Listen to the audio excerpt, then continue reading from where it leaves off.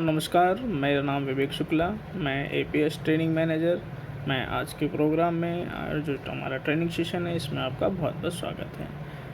आज का हमारा ट्रेनिंग सेशन रहेगा इंसिडेंट रिपोर्टिंग प्रोसीजर। आज हम सीखेंगे कि रिपोर्ट कैसे करना सीखें। आज की इस वीडियो में हम सीखेंगे सिक्योरिटी ब्रीच क्या है हादसा और कैसे इनकी रिपोर्ट होगी, क्षेत्र की गतिविधियों की निगरानी के लिए सुरक्षा करना और किसी भी घटना के मामले में सुरक्षा की परिभाषा और भूमिकाओं और उनकी जिम्मेदारियों के बारे में हम सीखेंगे आज। अब हम जानेंगे सिक्योरिटी ब्रीच क्या है। What is security breach?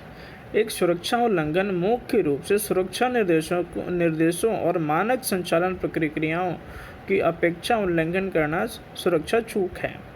सुरक्षा उल्लंघन के कुछ उदाहरण जैसे unauthorised entry, trespass, theft, pilferage और किसी भी सुरक्षित परिसर के भीतर अन्य आपराधिक गतिविधियां हैं। एक सुरक्षा उल्लंघन किसी भी संगठन के लिए गंभीर चिंता का विषय है क्योंकि इसे जीवन, संपत्ति और का खतरा रहता है।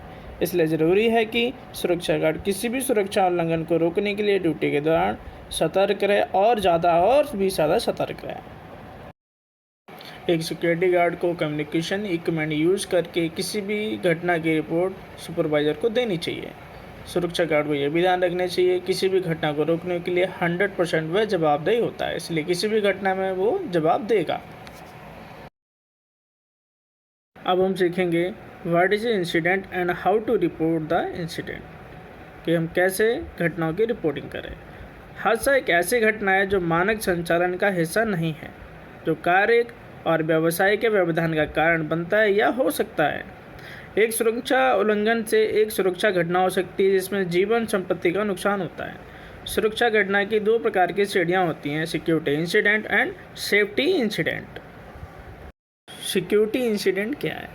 सिक्योरिटी किसी भी परिसर में जिसमें आप काम कर रहे हो उसमें ज़बरदस्ती घुसना या अनधिकृत प्रवेश करना, उसी परिसर में तोड़-फोड़ या घर में आदि में तोड़-फोड़ की कोशिश करना, संपत्ति के खिलाफ जैसे कि पिल्फरेज, चोरी, डकैती, आगजनी या बर्बरता की दुकानदार में आदि की कोशिश करना, या जीवन के विरुद्ध मारपीट, चोट, हत्या आदि का प्रयास करना या आत्महत्या की कोशिश करना।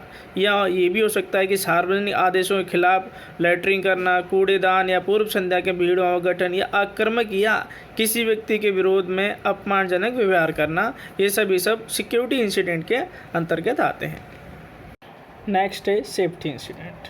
सेफ्टी इंसिडेंट दुर्घटनाओं के कारण निम्नलिखित हो सकते हैं।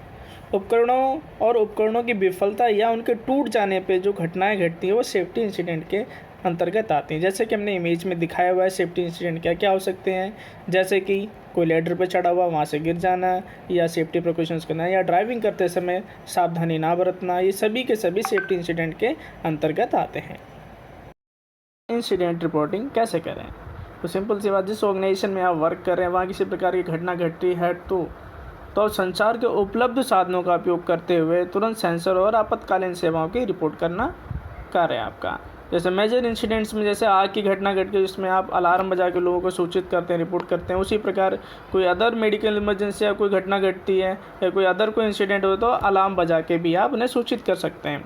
और इन सब का विवरण आपको एक इंसिडेंट रिपोर्ट में दर्ज करना होता है, वो भी अपने संगठन के फॉर्मेट के अनुसार, क्योंकि वो आपका एक प्रमुख कार्य में से कार्य है जो कि प्रारूप के अनुसार विस्तृत घटना का रिपोर्ट प्रस्तुत करना आपका बहुत आवश्यक है।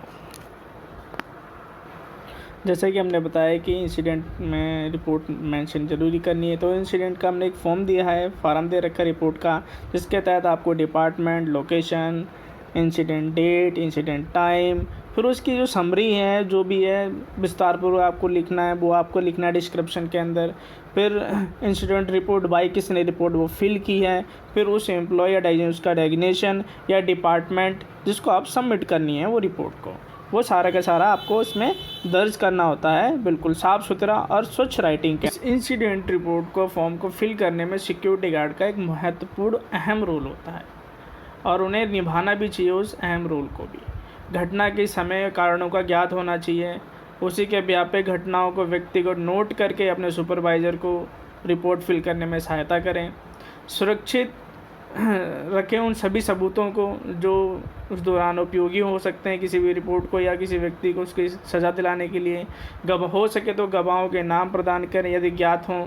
जांचकर्ताओं को घटनाओं के अनुक्रम के तहत ही बताएं कि भाई किस बिहार पर कैसे कैसे कितने समय पे क्या घटना घटी थी। जो आपने रिपोर्ट में और जो आपने एक्चुअल में बताया दोनों का मिलाव भी सेम होना चाहिए। ये नहीं होना चाहिए रिपोर्ट में आपने कुछ और लिखा और सुपरवाइज़र को रिपोर्ट में कुछ और बताया। इसके बाद सुपरवाइज़र वह इंसिडेंट रिपोर्ट इंसिडेंट मैनेजर को सौंप देता है। अब हम जानेंगे इंसिडेंट मैनेजर होता क्या है।